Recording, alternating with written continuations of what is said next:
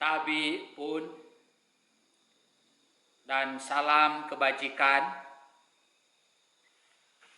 Jumpa kembali bersama saya dalam seri menyusuri ingatan Lampung lewat benda.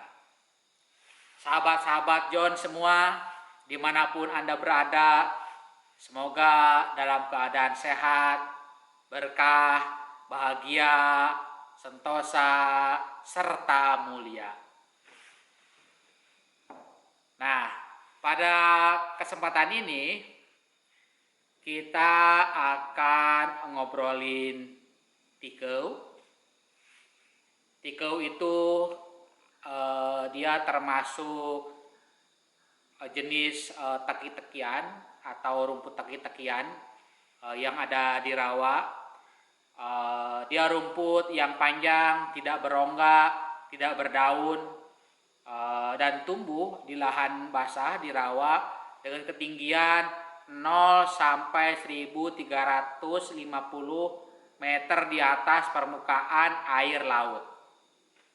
Nah, tikau juga banyak tumbuh di berbagai belahan dunia, mulai dari Madagaskar, Vietnam, Cina, India, kawasan Pasifik seperti Fiji, Australia, Solomon, dan lain-lain. Nah, termasuk juga tikau itu tumbuh di Indonesia. Nah, kalau di Indonesia, tikau itu tumbuh di Papua, Kalimantan, Sumatera, Sulawesi, Maluku, kecuali di Jawa, Bali, dan Madura. Nah, tikau atau lebih umumnya dikenal dengan purun, dia memang tumbuhan alami atau dia yang tumbuh di rawa-rawa gambut, di lahan basah. Nah, ngomongin tentang tikau, ya kebetulan ini. Nah, ini saya sedang pakai topi. Topi ini terbuat dari tikau. Topi ini dibikin oleh Bubai. Bubai itu ibu-ibu di Tiuh-Tiuh Toho, di kampung-kampung tua di Tubaba, yang tergabung dalam kelompok usaha Atuku. Nah, Atuku itu kalau dijelasin secara singkat, yaitu kelompok usaha yang berlandaskan 3M. 3M itu memberdayakan perempuan, meningkatkan ekonomi, dan mempromosikan budaya. Soal tupai ini atau topi, saya teringat atau kita semua mungkin akan ingat topi seragam pramuka atau topi yang digunakan oleh perempuan dalam seragam pramuka. Itu topinya terbuat dari bambu, dan topi tersebut ternyata diusulkan oleh Ibu Tin Soeharto kepada suaminya. Kemudian dijadikan keputusan Kuartir Nasional Gerakan Pramuka nomor 088 pada tahun 1981. Nah, topi-topi tersebut dibuat oleh ibu-ibu pengrajin di Tangerang, Banten, yang kemudian disebarkan ke seluruh Indonesia. Nah, ngomong-ngomong tentang topi atau tupai juga, mungkin kita juga akan teringat topi-topi yang dipakai oleh Serdadu Kenil zaman dulu, yang terbuat dari bambu kalau tidak salah. Atau juga mungkin kita akan teringat tentang tulisan Pramudia Anantatur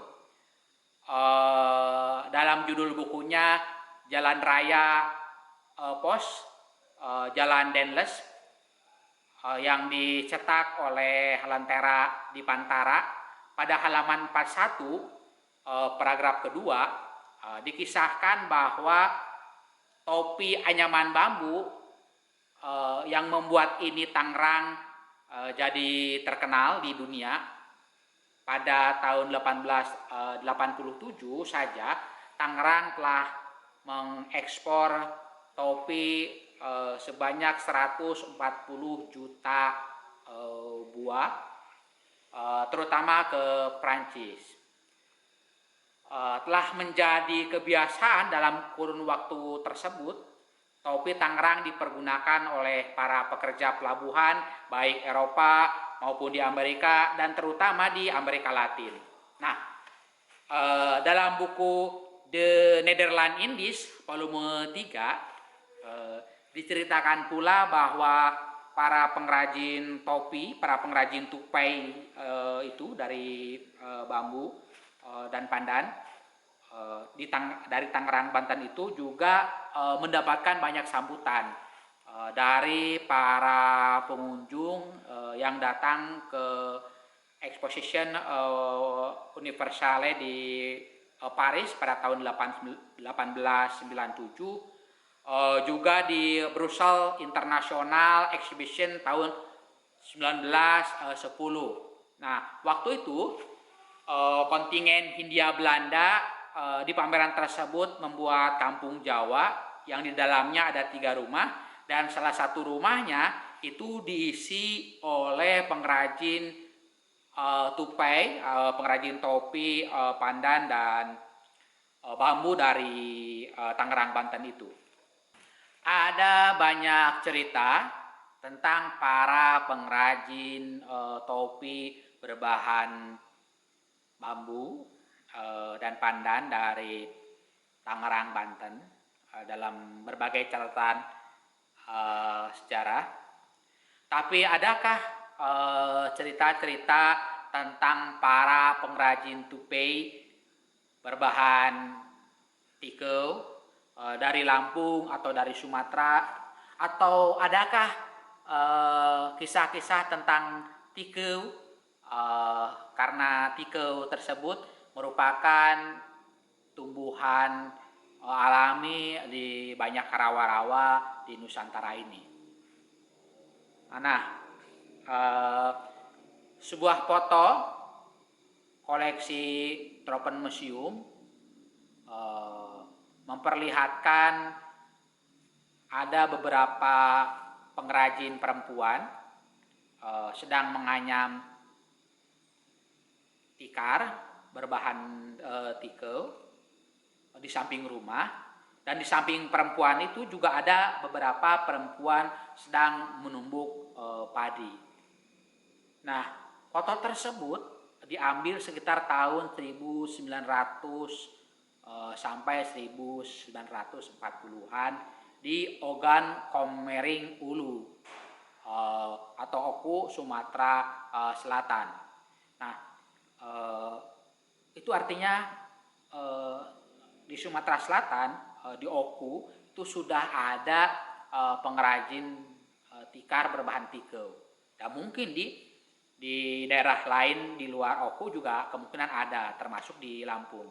Karena salah satu koleksi atau beberapa, bukan hanya salah satu, tapi beberapa koleksi perpustakaan dari KITLV di Leiden juga memperlihatkan tentang tikau. Foto-foto tentang orang Lampung itu, tikau itu di foto tersebut dijadikan sebagai alas untuk pepadun gitu. Pada masa perdagangan rempah-rempah, tikar dijadikan sebagai bahan untuk membungkus kapas dan tembakau dan beberapa barang lainnya gitu. Nah, pada masa itu Lampung tidak hanya menjual lada dan kayu atau damar saja ke Banten dan Batavia, tapi juga dia menjual kapas.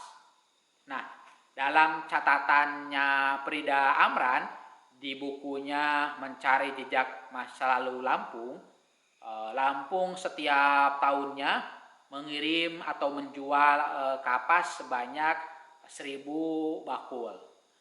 Nah, Itu artinya dalam setiap tahunnya dibutuhkan 1000 tikar berbahan tikau untuk membungkus kapas. Nah, selain itu pada tahun 2019 pada tahun 2009 Pusat Penelitian Arkeologi Nasional menemukan beberapa lukisan di dinding Gua Harimau. Lukisan tersebut salah satunya ada juga yang bermotif jarik atau anyam. Nah, selain lukisan-lukisan dinding, di tahun-tahun berikutnya kemudian Pusat Penelitian Arkeologi Nasional itu menemukan tembikar, batu perungu, makam, dan lain-lain. Nah, penemuan tersebut memperlihatkan bahwa manusia-manusia purba atau manusia-manusia prasejarah waktu itu dalam kehidupan sehari-harinya telah mengenal anyaman, menganyam dan juga membuat keramik untuk kebutuhan sehari-hari.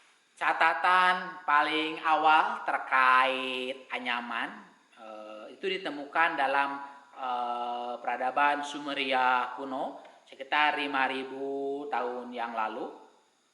Dan seperti manusia purba, mereka menggunakan hasil anyaman untuk pakaian, perabotan, lantai, dan lain-lain, termasuk ritual. Nah, di kota Uruk misalnya, ada keranjang anyaman berisi buah-buahan yang disimpan di atas sapi untuk dipersembahkan selama ritual itu. Dan sisa-sisa keranjang anyaman ditemukan juga di Mesir kuno 4000 tahun yang lalu. Di Mesir kuno itu anyaman dibuat dari papirus, rumput rawa atau tikau, juga rotan. Nah, artinya kan di masa-masa tersebut, baik tadi temuan peradaban di Gua Harimau di Nusantara, juga di belahan dunia yang lain seperti Sumeria dan Mesir, waktu itu telah mengenal anyaman itu, peradaban prasejarah maupun peradaban awal-awal sebelum Masehi juga sudah mengenal gitu. Nah, di dalam kisah Lampung terkait anyaman tikau, saya mendengar kisah dari salah satu tokoh adat di Pagar Dewa di Tubaba. Jadi kisahnya itu waktu itu Minak Kemala Bumi atau Minakpati prajurit, dia menikah dengan Putri Balau. Nah, ketika mereka telah menikah, kemudian mereka akan pindah ke Pagar Dewa. Putri Balau diberi sesan. Sesan itu berbahan tikau. Nah, sesan itu diamanatkan oleh Ratu di Balau tidak boleh dibuka sebelum sampai di tujuan. Nah, ketika di pertemuan antara Wai Kiri dan Wai Kanan, Minakpati prajurit dan Putri Balau itu kemudian membuka sesan di Sungai Tulang Bawang. Nah, ketika dibuka, ternyata ikan-ikan berlompatan dari sesan tersebut dan ke sungai. Nah, sejak saat itu, menurut tokoh adat di sana, ikan-ikan sungai seringkali disebut sebagai ikan-ikan sultan kalau ketika makan atau nyeruit dan lain-lain. Nah, kira-kira mungkin begitu kisah tentang tikau, dan mungkin dia lebih tua usianya dari kita. Oke, sampai bertemu di percakapan yang lainnya. Dadah, ya, dadah, bye bye. Jangan lupa like, comment, share, and subscribe. Dadah.